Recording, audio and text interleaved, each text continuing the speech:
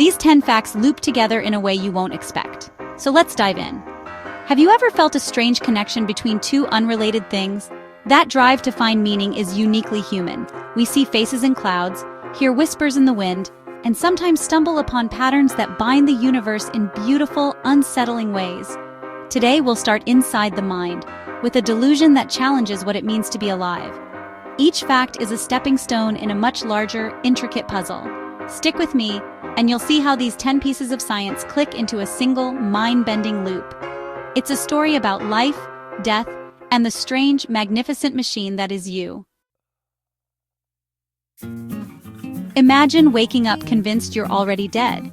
This is Cotard syndrome, or walking corpse syndrome, a rare neurological condition where people believe they're deceased or missing vital organs. It's not just depression. Some stop eating, convinced the dead don't need food. In one case, a woman believed she had no brain or organs, just a decomposing body. Neuroscientists think it's a disconnect between the brain's face recognition and emotional centers. Without emotional feedback, seeing your own reflection feels empty, so the brain concludes, I must be dead. Some feel only a body part is dead, others believe nothing exists at all. It's a chilling reminder that our sense of self is fragile, built moment by our brains. But what happens to the body after death, especially in water? The reality is even stranger than the delusion. Let's dive into the science of decomposition, and it brings us to our next, rather grim fact. What if you really were dead? Forensics has the answer. A body in water decomposes twice as fast as in air, and 8 times faster than if buried. Water is a paradise for bacteria and scavengers, speeding up decay. Forensic scientists use Casper's ratio, 1 week in air equals 2 in water, or 8 underground. Variables like temperature and clothing can change the rate, but the process is always unsettling. Bacteria produce gases, causing bodies to bloat and float, creating floaters. Sometimes a waxy substance called adipocere forms, preserving features in a creepy natural mummification. Water, the source of life, becomes a powerful force for decay after death. But water's dangers aren't limited to the dead, it can threaten the living too. Let's look at a danger lurking in every glass. Water can kill the living without drowning. Drink too much, too fast, and you risk water intoxication or hyponatremia. It's all about sodium. Too much water dilutes your blood, dropping sodium levels dangerously low. Water rushes into your cells, causing them to swell, especially in your brain where there's no room to expand. The result: headaches, confusion, seizures, coma, even death. This isn't just theory. In 2007, a woman died after a radio contest to drink as much water as possible. Endurance athletes are also at risk if they rehydrate with only water, not electrolytes. Our bodies are mostly water, but the balance of salts and minerals is the difference between life and death.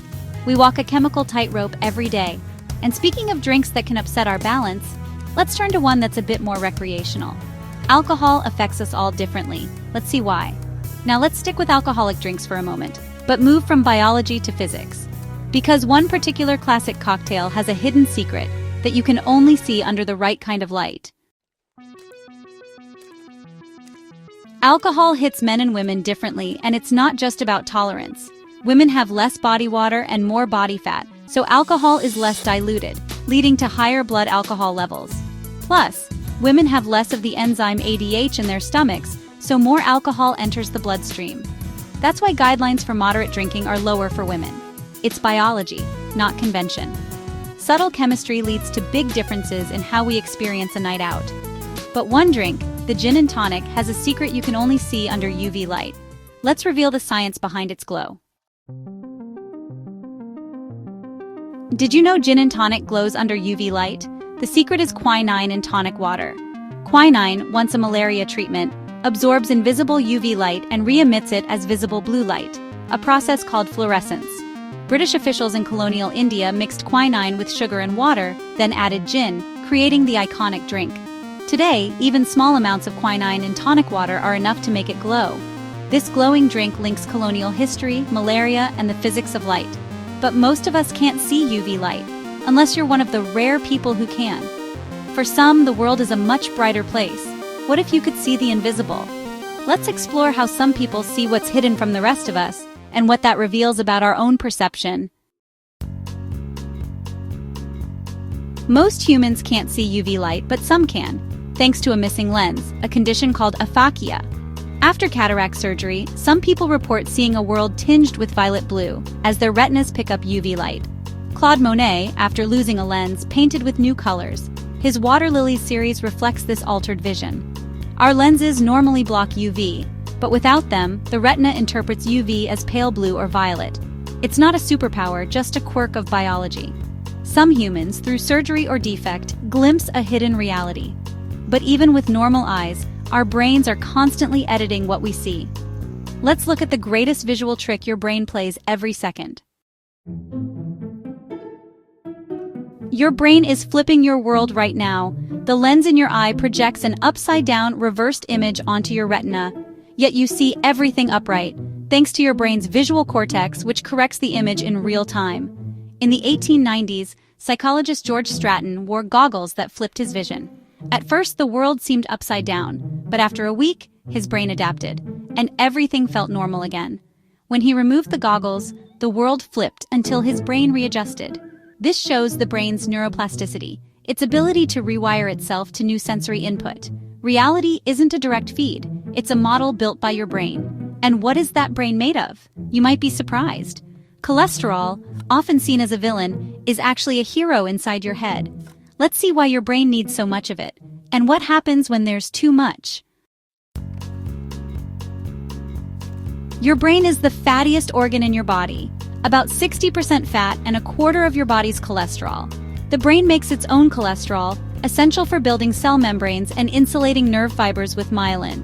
Myelin lets nerve signals travel fast. Without enough cholesterol, brain function slows and diseases like MS can develop. Cholesterol is also vital for forming synapses, the connections that make thought and memory possible. So the same substance we fear in our arteries is the foundation of consciousness.